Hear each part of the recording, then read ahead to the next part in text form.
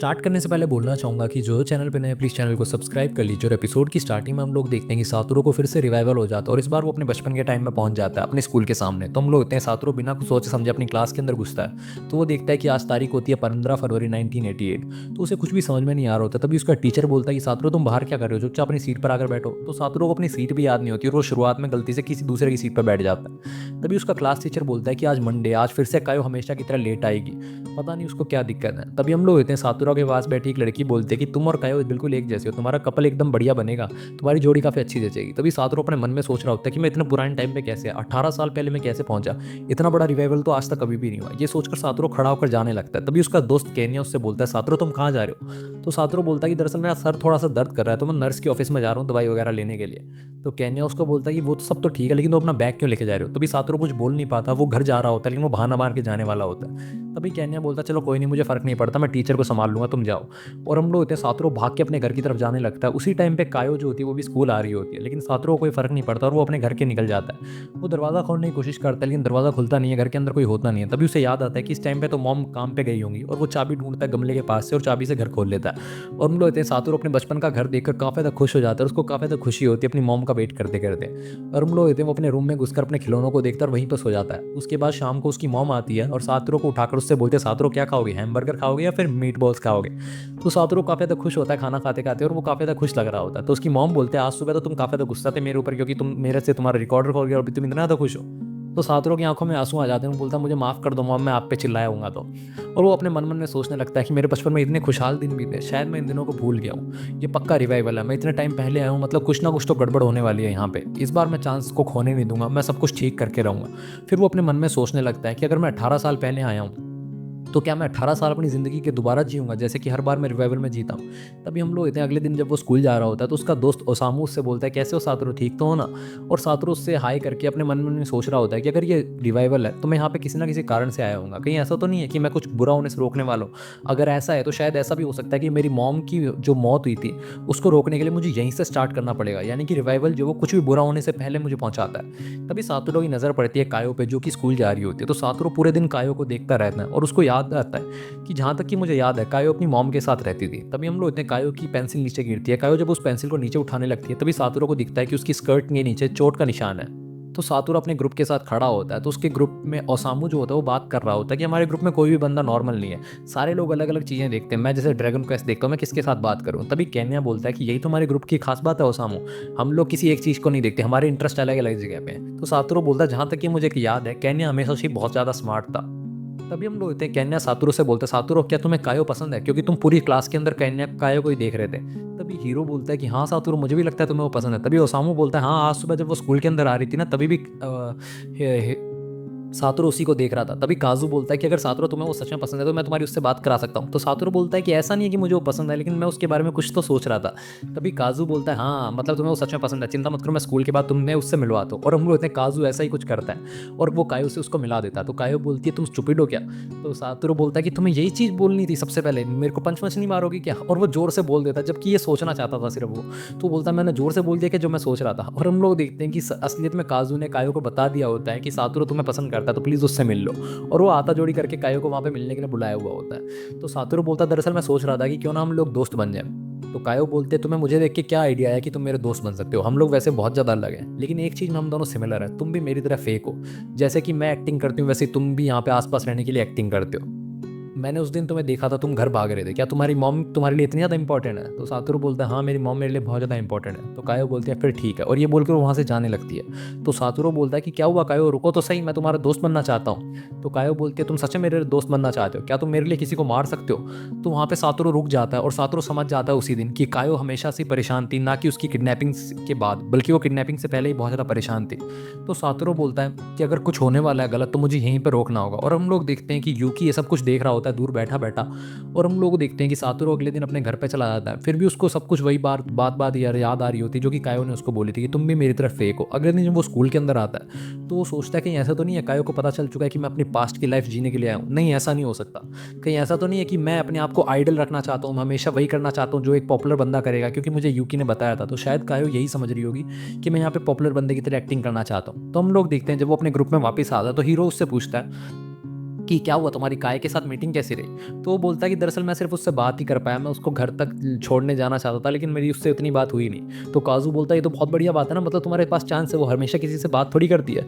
तो सातोरू बोलता है, अभी मूर्खों के झुंड को मैं कैसे समझाऊं कि मैं उसको पसंद नहीं करता। तभी केन्या बोलता है कि तुम फालतू में चीज़ों को बढ़ा रहे हो, तुम लोग इसको इतनी जल्दीबाजी मत करो, क्या पता खराब हो जाए इसकी चीज़ें। और सातोरू तुम भी थोड़ा आराम से इस चीज़ों को लेके जाओ, क्योंकि 6 क्लास में भी हम लोग साथ में पढ़ रहे होंगे, तो तुम्हें चिंता करने की जरूरत नहीं है। और हम लोग होते हैं, उनकी छुट्टी हो जाती है, वापस सातोरू अपने घर जा रहा होता है, तो वो सोच रहा होता है कि कायो कब किडनैप हुई थी। तभी हम लोग देते हैं ओसामू उससे बोलता है कि तुम्हारे पास ग्लव्स थे ना, वो तुम्हारे ग्लव्स ग्लव्स कहाँ गए? तो सातोरू बोलता है शायद वो ग्लव्स हम मैंने कहीं छोड़ दिए होंगे। तभी ओसामू बोलता है शायद तुमने हमारे हाइड आउट में छोड़ दिए होंगे। तभी सातोरू को याद आता है कि हमारा बचपन में एक हाइड आउट भी हुआ करता था, तो वो बोलता है हम हाइड आउट पे चल सकते हैं। तो ओसामू बोलता है तुम्हें याद है ना, हम लोग स्नोफॉल के बाद हाइड आउट नहीं जाते, वरना हमारे फुटप्रिंट्स रह जाएंगे और लोगों को पता चल जाएगा हमारे हाइड आउट के बारे में। उसके बाद हम लोग होते हैं, वो लोग घर की तरफ निकलने लगते हैं। तभी सातोरू केन्या के पास जाता है और उसको बोलता है थैंक यू केन्या, तुमने मुझे उन लोगों से बचा लिया, वो फालतू में हमारे रिलेशनशिप को फालतू में खींच रहे थे। तो केन्या बोलता है कि तुम्हें चिंता करने की जरूरत नहीं है। वैसे मुझे ऐसा लगता है कि तुम कायो के बारे में कुछ और सोच रहे हो, बल्कि उसको पसंद करने के बजाय तुम अगर कुछ भी उल्टा सीधा सोच रहे हो तो तुम मुझे बता सकते हो, अगर तुम्हें किसी चीज़ में मेरी मदद चाहिए। तुमने क्या हमारे जो स्टूडेंट्स के ऐसे लिखे हुए थे उनको पढ़ा? तो सातोरू बोलता नहीं, मैंने वो तो नहीं पढ़े, क्या हुआ, कुछ है क्या?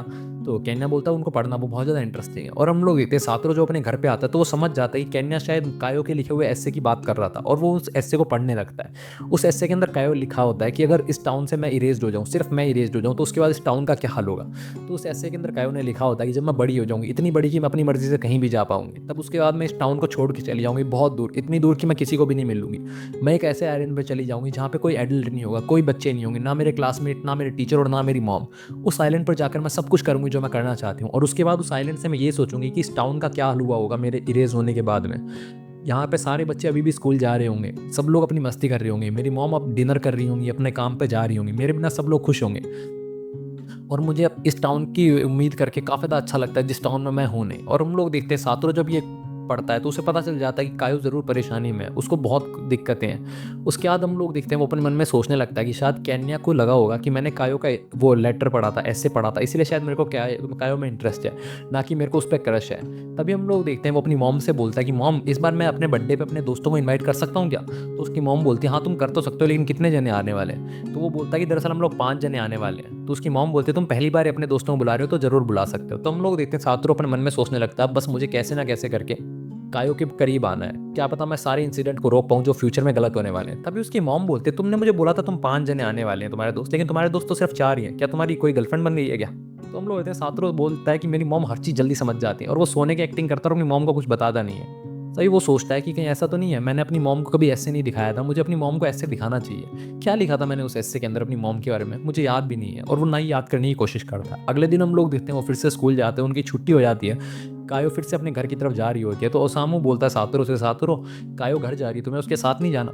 तो सातोरू बोलता है कोई बात नहीं, मैं उसको बाद में जाके मिल लूंगा, वैसे ठीक है तुम बोल रहे हो तो मैं चला जाता हूँ उसको छोड़ने के लिए, बाद में मिलते हैं। और ये बोल के सातोरू वहाँ से चला जाता है। तो हीरो काफ़ी ज़्यादा खुश हो जाता है और वो बोलता है कायो के अंदर सच में काफ़ी ज़्यादा गट्स हैं, वो लड़की से बात करने के लिए जा रहा है। तभी हम लोग देखते हैं कायो काफ़ी ज़्यादा आगे निकल चुकी होती है, और सातोरू बोलता है मुझे पता है उसको कहाँ ढूंढना है। मुझे ऐसा लगता है कि कायो को उसकी मॉम अब्यूज़ करती है, यानी कि उसको मारती है, इसीलिए शायद कायो हमेशा अकेली उस पार्क में रहती है, क्योंकि वो अपने घर पर जाना नहीं चाहती, वो अपने घर पर काफ़ी लेट जाना चाहती है, सिर्फ खाना खाने के लिए और सोने के लिए। उसके बाद हम लोग देखते हैं सातोरू को कायो वहीं पार्क में मिलती है। तो कायो बोलती है तुम यहाँ पे क्या कर रहे हो? तो सातोरू बोलता है कि तुम्हें शायद याद नहीं है, लेकिन मैंने तुम्हें बोला था कि मुझे तुम्हारे साथ दोस्त बनना है, तो मैं तुम्हारे साथ दोस्त बनने के लिए यहाँ पे आया हूँ। और प्लीज़ मैं तुम्हें बताना चाहता हूँ कि मैं तुम्हारे लिए किसी का मर्डर तो नहीं कर सकता, लेकिन मैं अपनी पूरी कोशिश करूँगा तुम्हारे साथ दोस्त बनने के लिए। तो कायो बोलते हैं तुम एक्टिंग कर रहे हो है ना, तुम भी सब लोगों के साथ अच्छा बनने की एक्टिंग कर रहे हो, उनके लिए परवाह करने की एक्टिंग कर रहे हो, उनके लिए खुश होने की एक्टिंग कर रहे हो, लेकिन मैं भी तुम्हारे जैसी हूँ, मैं भी ऐसा ही सब कुछ करती हूँ। तो सातोरू बोलता है तुमने मुझे सही पहचाना, मैं ऐसा ही हूँ, मैं लोगों की सोसाइटी के बीच में ढलने की कोशिश कर रहा हूँ, मैं इसलिए सब कुछ कर रहा हूँ ताकि मैं भी लोगों के बीच में बैठ सकूँ, उनके साथ बातें कर सकूँ। लेकिन मुझे समझ में आ गया है कि जब हम लोग कोई पार्ट रोल प्ले करते रहते हैं तभी हमें वो रोल याद आते रहता है। तभी हम लोग देखते हैं कि सातोरू को याद आता है कि ऐसी कोई बात तो उसको आयरी ने भी बोली थी, जब उसको लगा था कि ये सब उसको नॉस्टैल्जिक फील हो रहा है। तो हम लोग देखते हैं कि कायो बोलती है कि तुम चिंता मत करो, मैं तुम्हारे साथ हूँ, हम लोग दोस्त बन सकते हैं। तो सातोरू समझ जाता है कि कायो को काफ़ी ज़्यादा टॉर्चर झेलना पड़ रहा है, आखिरकार वो है तो बच्ची, वो ये सब कुछ ऐसे बिहेव कर रही है जैसे उसको कोई फ़र्क नहीं पड़ता, लेकिन वो एक 10 साल की बच्ची है, वो कितना टॉर्चर झेल सकती है। उसकी मॉम उसको शायद रोज़ मारती होंगी, इसलिए वो यहाँ पे रहती है पार्क के अंदर, अपने ज़्यादा से ज़्यादा टाइम बिताती है। तो सातोरू उसको अपने बर्थडे पार्टी का इनविटेशन कार्ड देता है और बोलता है कि तुम आओगी ना ज़रूर यहाँ पे? तो कायो बोलते हैं कि वहाँ पे तो बहुत सारे लोग होंगे है ना? तो सातोरू बोलता अभी मुझे पता नहीं कितने आएंगे, क्योंकि तुम ही पहली हो जिसको मैंने बुलाया है। तो हम लोग इतने कायो काफ़ी तो खुश हो जाती है ये सुन के। तभी सातोरू उसको बोलता है कि वो 2 मार्च को है। तो कायो थोड़ी सी चौंक जाती है। तो सातोरू बोलता है कि क्या हुआ, तुम चौंक क्यों गई, तुम आओगी ना प्लीज़। तो कायो बोलती है हाँ मैं ज़रूर आऊँगी। उसके बाद हम लोग देखते हैं कि सातोरू बोलता है कि तुम्हें यहाँ पे ठंड नहीं लग रही। तभी कायो उसको बोलता है कि तुम्हारे हाथ ठंडे नहीं हो रहे, तुम्हारे हाथ में ग्लव्स नहीं है।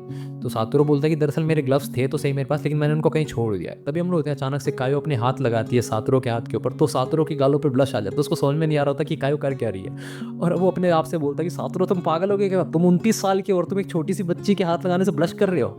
उसके बाद हम लोग होते हैं कायो पलट के जाने लगती है। तो सातोरू बोलते हैं वैसे मेरे हाथ तुम्हारे हाथ से बड़े हैं ना। तो कायो बोलते तुम स्टूपिड हो, लेकिन तुमसे बात करके काफ़ी ज़्यादा अच्छा लगा। और ये बोल के वो अपने घर जाने लगती है। तो सातोरू बोलता है कि दरअसल मैं तुमसे झूठ नहीं बोलना चाहता था, इसलिए मैंने सब कुछ सच सच बोला। और वो ये सोच रहा था, बल्कि इसके मुंह से ये निकल जाता है। तो सातोरू बोलता है फिर से मैंने वो जो सोच रहा था वो बोल दिया जोर से इसके सामने। और हम लोग होते हैं कायो वहाँ से चली जाती है। तो सातोरू बोलता है कि लास्ट बार देखा था मैंने यहीं पे कायो को, और उसके बाद मुझे सिर्फ उसकी डेड बॉडी मिली थी, जो कि स्नो के पिघलने के बाद मिली थी। सातोरू कायो हमेशा यहाँ पे अकेली रहती थी, लेकिन अब इसको कभी भी अकेला नहीं होने दूंगा इस पार्क के अंदर। इसी के साथ एपिसोड खत्म हो जाता है। अगले एपिसोड के लिए बने हमारे साथ, तब तक के लिए बाय बाय।